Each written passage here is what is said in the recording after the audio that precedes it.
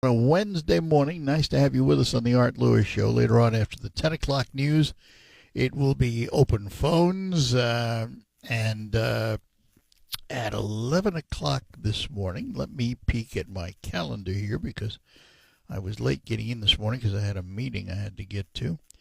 And on Focus this morning, we will learn about Ken Volker Wilson Realty. For this hour, we're hoping to hear from the director of the Michigan Youth Challenge Academy, Michael Gillum, and in studio with me this morning, because he knows something about it, he's interviewed him before, we have Jonathan Dent with us this morning. Hello, hello. Hello, hello. And if Mr. Gillum doesn't call, you're it. I guess. I just think it's a really neat program. So, well, let's talk about that in terms of this program. It's called the Michigan Youth Challenge Academy. What do you know about it historically? Anything? Not a ton. I haven't had any direct interaction with it. I did interview Michael Gillum when you were out one day. I had him on the show. You told me something before we went on the air, and I went, what? Yeah. Who's it run by? It's run through the National Guard. The National Guard. Yep, and it's this voluntary. It runs for much longer than this, but like 6 months. Basically, 15-and-a-half-year-olds to 18-year-olds is the range, and they go to this campus in Battle Creek, and it's kind of run like from what I could gather, military school. Kind of like a military school where there's very strict kind of protocols and traditions and things. But it's for mostly like at-risk youth to go, and there's education and there's some vocational training, and apparently Michigan has a very good success rate because other states run this kind of program, but Michigan is one of the most successful. So I would have to believe that the youngsters that go to this kind of an academy are youngsters who have gone astray, need to change their way of thinking about things, change their future, and get a new lease on life. Yeah, I know some people who go and volunteer there, and they've told me that a lot of these youth have had struggles. Some were homeless for a time. Others have gone through addictions and things like that. And when they're done with the program, assuming they survive the program, they get a high school diploma or a GED. I believe so. Or they, depending on age and where they're at, but it prepares them for that, and it gets them credit towards it if they're not finished with it at that point. But it's more than just a 6-month-long thing. It goes beyond that. There's like weekly check-ins with different mentorship programs and things that go on. It's not a referred service. By that I mean you don't have to be adjudicated in a court and referred to it. No, it's totally voluntary. It's totally voluntary. And no cost, too. And no cost. Well, yeah. I wonder if they get the state aid, student aid. Possibly. They can offer up a high school. I wonder if it's treated like a charter school almost. Yeah, I'm not sure. I know they have a partnership with the local public schools. But beyond that, I'm not 100. That's why I wanted to get the director on. Mr. Gillum calls. Yeah. Well, if we can't get him today, we'll try and get him another time. Yeah. In the meantime, since Jonathan is sitting here, we're going to make him stay. Okay. We'll have open phones this hour too at 989-752-6111. Whatever you'd like to chat about, give us a call. I find it interesting that it made sense once you said it was run by the National Guard, because part of the requirements are to meet physical standards and perform community service, and they do organized type ceremonies and things. Yeah. And plus, they receive all the classroom instruction. So it seems like a great idea. I just found this information. This is a lot longer than I thought it was. So the residential thing is 20 weeks, so 6 months roughly. But then the post-residential, where there's kind of this follow-up process of keep making sure they're staying on task, that lasts for 2 years afterwards. It's like going to your parole officer. Yeah, kind of. Yeah. But apparently it's been very successful. Other states have this, or is this Michigan unique? Yeah, the National Guard runs it. Let me see if I can find the correct information here. I think it said there were 48 programs in 20-something states around the country. All run by National Guard? All run so through it's the a National national issue for the Guard. That's Interesting. correct. Interesting. I think it's a love to know what their great program. Love to know what their success rate is.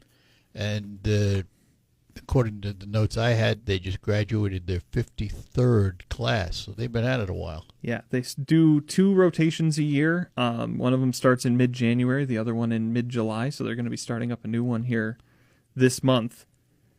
Is there contact information or a website or? Let me see. Michigan.gov/MYCA. Michigan.gov. Yep. Ooh. Yeah. Okay. No, So it's a state-sanctioned organization. It's cool. if they've done, let's see, they've done 53, 54. They've been in 27, 26 years. 26 years. Yeah. That's a pretty good track record. They must be doing something right.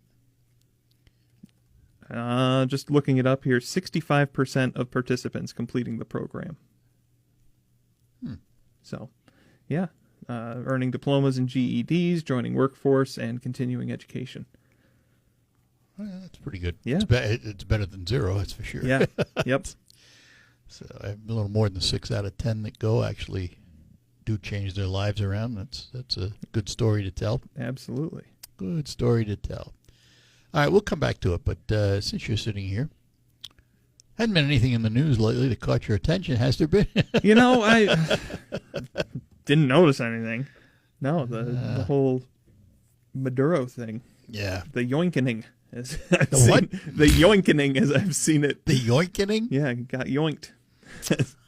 Referred to online. Well, I haven't quite heard that. No? Yoinkening. I like that. Very nice. Very nice. All right, we're going to take a break, come back, and we'll chat with Jonathan a little more. And, of course, we invite your calls at 989-752-6111. Pat's Food Center on M47.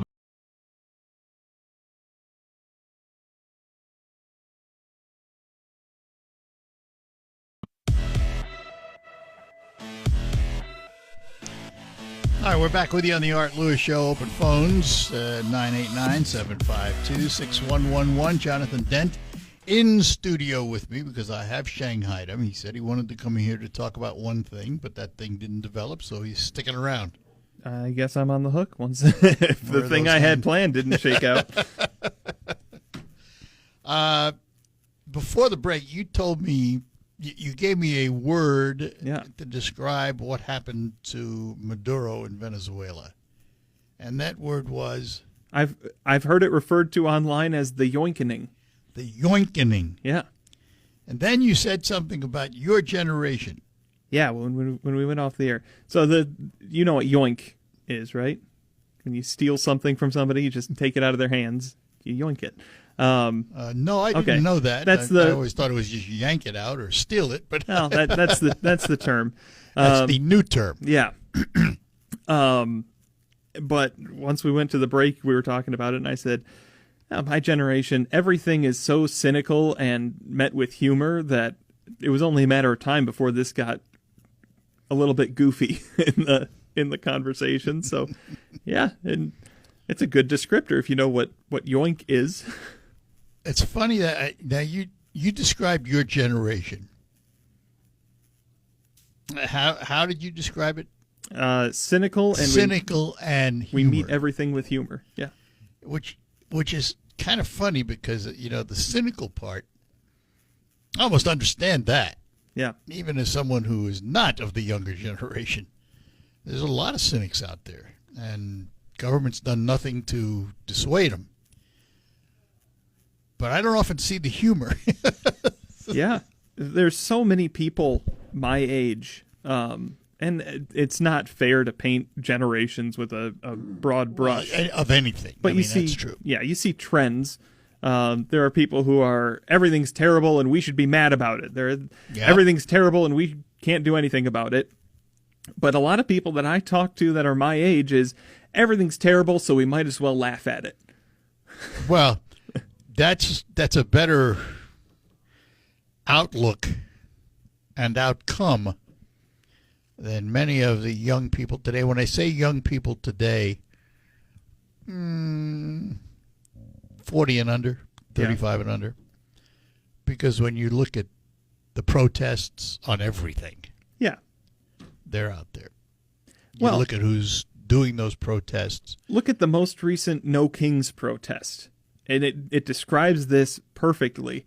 It wasn't a bunch of angry people with signs screaming and shouting. People were dressing up in ridiculous costumes and dancing in front of police lines. That's funny, and it's effective, in my opinion. It's funny. I don't know how effective it is, but it's funny. It shows the ridiculousness of, and it's a big middle finger to the authoritarianism that they perceive.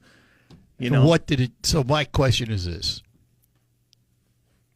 in order to claim that this was a game-changing protest and wonderful and all that, I don't think it was game-changing. No, that's my point. What did it change? Other than get them on TV and their faces out there, or social media and all of that, what did they gain in the end? What changed? Nothing. It got attention, which is what they're looking for, but it also set that protest apart from other protests, because there is so much noise in protests right now. See, that's the problem, though. Yeah. It only set it apart for that day, because the next protest that comes along will do something just as cutesy, if you will, that's fair, and get the attention, and that one will be forgotten. And then that'll just be that's the one of the new day, normal. the protest of the day, Yep. And don't get me wrong, I fully support the right to protest. I think it's necessary in this country for people to express themselves, particularly if they have concern with the way they're being governed. That's what the Founding Fathers were all about. Yep. Free speech to them was political speech. The courts have expanded that over the years, but they were most concerned about the ability to speak out against your government without fear of reprisal. So more power to them if they want to protest. But unlike you, I understand your concept of the fact that they dress up in these silly clothes and do all this stuff and they get attention. Mm-hmm. To a lot of us, that detracts from the message, because we don't look at them as serious protesters. Think of that. I understand that perspective, yeah. And that's the perspective, I think, of many people. I would agree, especially people 40 and over, if we're making that delineation there. But if your purpose is to get a message out and have some results and have it taken seriously, don't you defeat your own purpose? This is getting heady, folks. I like this. You defeat your own... It is dependent on how it's received, I guess. If you how can I say this? If you dress like a clown, you're going to be treated like a clown. Not necessarily, because satire and that kind of you see, humor has been effective. Satire in its purest form has been effective. But dressing up the way they do and the way they act isn't necessarily satire. I'd have to disagree with you. When you do satire, you're making fun of a policy, a procedure, a person, an establishment that you don't agree with. Yeah. But you have to define what is satire. Dressing up in some outfit, waving a sign, isn't necessarily satire. I agree. If you're just on the roadside dressed up like a clown, whatever. Or or 100 of you. Yeah, I think the most effective thing about those protests was when those protesters were put opposite big police lines in military surplus gear with riot shields and all that. This was the response to these guys in blow up T-Rex costumes. That's kind of goofy. Well, I think that's where in this day and age, I would across. disagree. And I would disagree because we have seen protests of all kinds turn into escalated violence in which you require a police presence. I agree. So here, they show themselves before the violence takes place. Not that it would. We don't know that it would have. Yeah. But that's a preventive. Remember this. Law enforcement's, in my world where I grew up, my father was a federal agent, law enforcement's number one job is to try and prevent crime. Yeah. Most of the time they have to chase the criminals, but their number one job is to prevent crime. So if you have a show of force at a protest that simply allows them to express themselves, more power to them. Yep. I agree with that. The thing is, the thing that they were protesting was this authoritarianism. It was during the time when Trump was sending National Guard troops to different cities and things like that. So their point was, look at these silly police acting like we're the threat and them clowning around. I understand how it gets perceived. But I mean, if you're going to hold a protest and it's not perceived the way you want it perceived, have you really done anything? Or have you just, blown your chance, so to speak? I mean, if the perception is you're wrong, then why are you doing it the way you're doing it? Is there a better way to get your message across? My question is, who's the target audience of the message?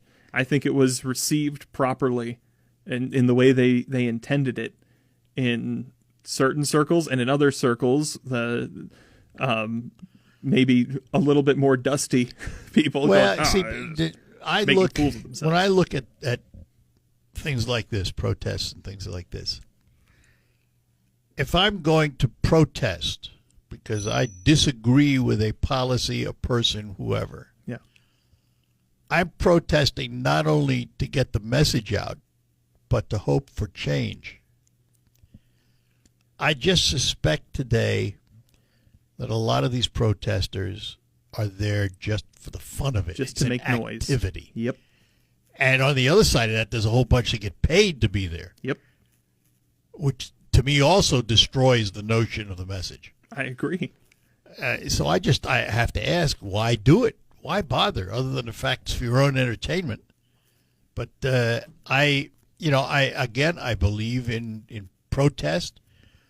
We have the right as citizens to speak out against our government in any way we choose, including making a fool out of ourselves, if that's what it takes. I just don't believe that that's the best way to get the message out. And I've always felt that way. I mean, it goes back to before your time. I mean, the days of the Vietnam War, and that's where all these college campus protests got their foundation, and all of that. Yep. And because they got violent, they tended to lose their message. You just it's very easy to lose the message. Well, of a protest. it is. We're going to take a break. Come back. We'll get some calls in too right after this. It's natural to have questions. And big-time winning. That's Saginaw Eagles Landing, the place where everyone greets you with smile after smile. In the casino, at the restaurants, or in the hotel, this is a getaway that makes you feel right at home. We've got hundreds of slots, great food, and a comfy place to stay. Ford Complex to explain to us the difference between winter tires and all-season tires, and also know that all the tires they sell at Quick Lane Freeland are only $5 over cost. So, John, tell us the difference. Hello, Art. Yes, winter tires are made with a pliable rubber compound that includes silica to stay flexible and maintain grip in freezing temperatures, unlike harder all-season tires which stiffen and lose traction in the cold.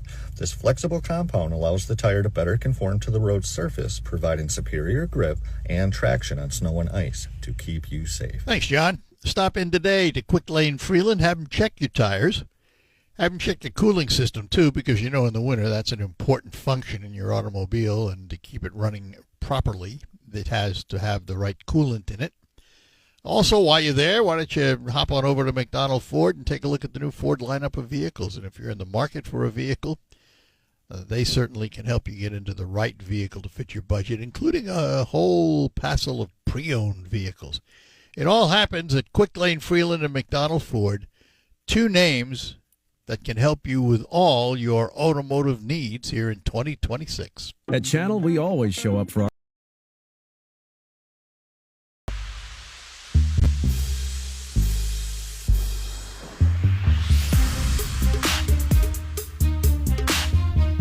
All right, we're back with you, and when I say we, I mean myself and Jonathan Dent, who's sitting in this morning. Hello, hello. And we have Chris in Saginaw with us to start out the phone conversations. Chris, good morning. Good morning. Morning. I would, on the demonstrations, I remember, I think it was Reagan was president, and we sent troops in to get some medical students out of an island. Haiti, yeah. Brought them back. And when they got back, there was a little bit of demonstration, and when the students got off the plane and kissed the ground, the demonstrations quit. The other thing is, we had a demonstration when Trump first went into Venezuela and took them out. All of a sudden, you saw hundreds of thousands of Venezuelans from this country celebrating, and the anti-demonstrations quit. Yep. And it was all the same people who were saying no kings, no kings, no kings that were opposed to the dictator being arrested. Yeah. Yeah. No, I went. So this, but I have nothing against demonstrations. No. That's the right that people have. Okay. Absolutely. But I do have huge complaints about the crime that takes place during the demonstration. Well, that's when a demonstration becomes a riot. That's correct. And that's not the same thing. That's all I got for you today. All right, Chris. I appreciate taking the call. Thanks, buddy. Take care. Bye-bye now. I think some of the most effective demonstrations and protests are the ones that kind of police themselves. If one person is acting out in a way that is not because they conducive. focus on the message. Exactly. Yep. All right. Carl, good morning. Carl's in Saginaw. Good morning, Art. Hello, Jonathan. Hey, Carl. My wife and I went to the No Kings protest in Saginaw this last summer. And, there were a few people, in silly costumes. I'd say, 95% of the people there, were serious about the protest. And there's always a few people, that dress up and want to have fun. But you were talking about, over 40 and under 40. At least at the protest here in Saginaw, I saw very few people under the age of 40 there. I'd say it was the vast majority of the people were in their 60s and 70s. Which explains why there was less costuming. And, those were people that had a message they wanted to deliver. And yes, and that's fine about it. Well, and that's fine. I mean, that's the right everybody has in this country. That's what you should do. And I'm sure that was the trend nationally at these, was that a large number of people showed up seriously, but the things that got the attention were in the big cities. The silliness. The silliness, yeah. Gets the attention. But that deflates the message, in my opinion. It's better than violence. Yeah. Yeah. But, when you see a Trump rally, there are people dressed up, with red hats and their faces are painted, or they're dressed up like Minutemen. Right. But same result. The result is the same. I don't care which side you're on. Yeah. Yep. The result is the same. They're the ones that get interviewed on TV, and they get the attention because that's what they're looking for. Yep. So I just deflates the message. It does both. Yeah. Okay. Yoink. All right, Carl. Appreciate it. Thanks. Sir. Take care. Bye-bye now. Take a break. Get back. Jeff and Hemlock, hang on. You'll be next. Gotta go. And more stable in this economy. IT? Yeah, cybersecurity, maybe even AI. That's what I did. Really? How? Went to My Computer Career. You don't need any prior experience, and you could start your new career in a matter of months. A lot of IT pros go to school there, too, to level up. Sweet. Are classes online or on campus? Both. Wow, I'll check it out. Thanks. Make this your year. Take the free career evaluation now at mycomputercareer.edu, an Elite CompTIA certification partner. Financial aid is available to those who qualify, including VA benefits. I love it, Dan.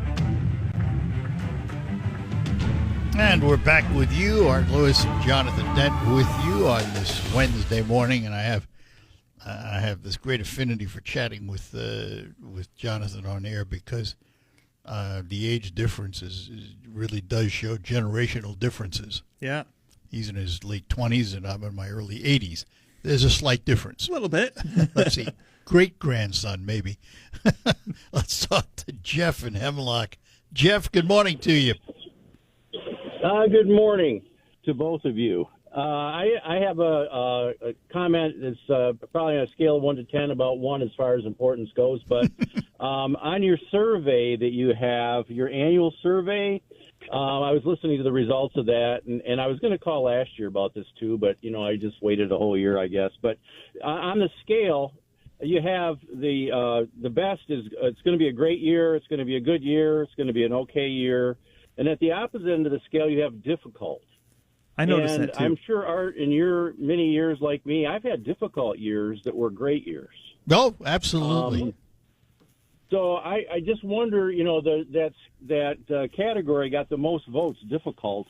But, I've had family members that have gone through a difficult year, and at the end of that year rang the bell because they, were able to get through, a difficult year of cancer treatments or whatever. I agree with you. We should have included in there a category that says difficult, but bad. Well, difficult, bad, difficult, good. I mean, Yeah, I just the opposite of great is not difficult. Is all I was. So it's not a scale. But anyway, that was just a thought in my mind. And one of the poignant demonstrations that I remember. Was a picture, it might have been on the cover of Time magazine back in the Vietnam era when one of the National Guard was there and a young lady came up and put a little flower in the end of the barrel of the gun. And I always thought that was, and I was not unnecessarily on the side of the peace protesters, but I thought that was one of those things where it probably was a poignant demonstration. Well, the old adage, a picture is worth 1,000 words. And that kind of picture, perfect. It was obvious, the message. Right. So, Art, I hope you and Jonathan have great years that aren't difficult. You too. No, they're going to be difficult. Okay. All right. We'll talk to you later. Thanks. Take care, Jeff. Bye-bye. That's a very interesting comment, though. I noticed that while we were talking about it this morning, I'm like, it can be difficult and good. Yeah. I'll talk to Charlie. So we have to have more categories here. Yeah. I think in the future, the new picture, because that picture of the girl putting the flower in the end of a gun barrel is in like history books now. So in 40, 50 years, there's going to be a picture of somebody in an inflatable T-Rex costume twerking in front of a police line in history books. I'm sure that's going to end up that way. I don't think that picture would have the same impact. No, you don't think so? No, maybe in comedic circles, but I don't think it would have the same impact in terms of a serious message. Because remember, it has to deliver a message. I know. I mean, that flower in that barrel was the perfect symbol. Some guy in a prehistoric costume doesn't mean anything. I guess not. You might be right on that, Art. There are images. I think there are lasting images that you don't forget. The image of President Bush at 9/11 with the firefighter next to him. That image is burned into history. Mm-hmm. Not as it wasn't a protest. I mean, obviously it was different. It was certainly tragic, but it also set the tone for what was to follow. And there are other images that you can't forget.